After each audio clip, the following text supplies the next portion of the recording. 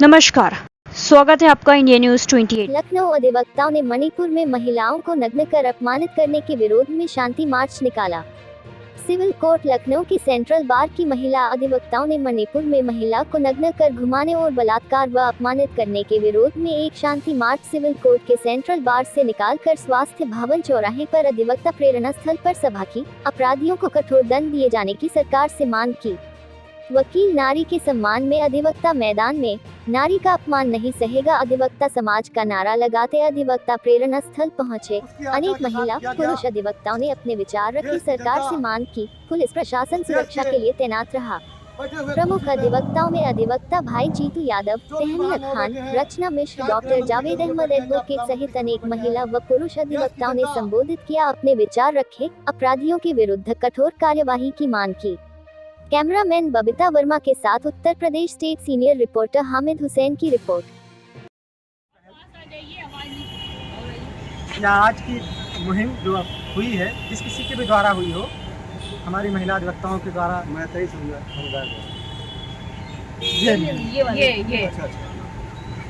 यह मुहिम बहुत अच्छी है और इस तरीके से महिलाओं की आवाज़ को ही ज़्यादातर उठाना चाहिए। जैसा कि हम देख रहे हैं यहाँ संख्या बड़ी कम है, तो थोड़ा शर्मिंदगी भी महसूस मुझे भी हुई। मैं चाहूँगा कि अगर इशू जिस वर्ग से है, अगर उस वर्ग की संख्या ज़्यादा होगी तो अन्य वर्ग के भी लोग सपोर्ट करेंगे। वर्ग का मतलब यहाँ पुरुष और महिला का वर्ग की बात हो रही है, इसलिए बहुत आवश्यक है। या हो सकता है कम्युनिकेशन गैप हो गया हो, कुछ लोग जैसे अब आ रहे हैं। जो हुआ है हम आप देखते हैं कि हम आप देखते हैं जिस तरीके से घटनाएं हो रही हैं, हमेशा घटनाएं अनवरत होती चली आ रही है। सरकार की जिम्मेदारी राज्य सरकार की है कि लॉ एंड ऑर्डर मेंटेन करे। कोई घटना हो गई तो उसको मान लीजिए प्रिवेंटिव पावर है, उनको रोकना चाहिए। अगर नहीं रोक पाती तो उसकी बात तो होनी चाहिए। 70 दिन बाद ये चीज़ें निकल के सामने आ रही हैं, उसके बाद वहाँ आक्रोश बस ये सब हो रहा है, जो बहुत ही दुखद व निंदनीय भी है। आप देखेंगे जिस तरीके से हमेशा से फिलहाल जो यहाँ हम जिस भारत में रहते हैं, यहाँ के रामचरितमानस में भी एक चौपाई है। महिला के साथ इस तरह का अत्याचार होता है तो हमारी भारत माँ भी सुकून से नहीं रह पाती है, वो भी लहूलुहान हो जाती है। सम्मान में,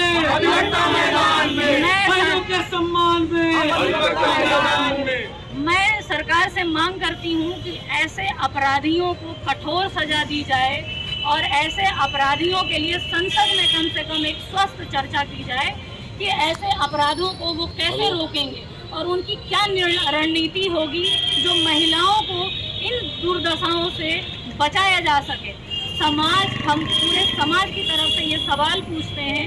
अधिवक्ता होने के नाते सबसे ज़्यादा जो जिम्मेदारी है वो अधिवक्ता समाज की है, क्योंकि हम लोगों को न्याय दिलाने का काम करते हैं और हमारी जो न्याय प्रणाली है, हम उससे भी मांग करते हैं कि वह स्वतः इस घटना का संज्ञान ले और इस पे एक्शन ले और महिलाओं की सिक्योरिटी के लिए कुछ कड़े नियम बनाए और ऐसे खाका तैयार करे कि इस तरह के अपराध करने से पहले ऐसे जो जघन्य अपराध हो रहे हैं उसके बारे में एक बार इस तरह की मानसिकता वाले लोग जरूर सोचें। जबकि हमारे इस प्रोटेस्ट में अधिकतर हमारे भाई हैं, अधिकतर पुरुष हैं, क्योंकि एक सवाल पूछा गया था हमारी तरफ से कि पुरुष समाज से हम एक सवाल पूछते हैं कि हर हिंसा का शिकार महिलाएं ही क्यों।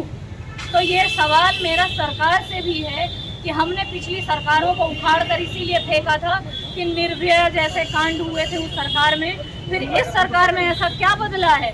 हर रोज कोई ना कोई महिला शिकार होती है और इस तरह की घटनाओं में ज़्यादा शिकार बनाई जाती हैं।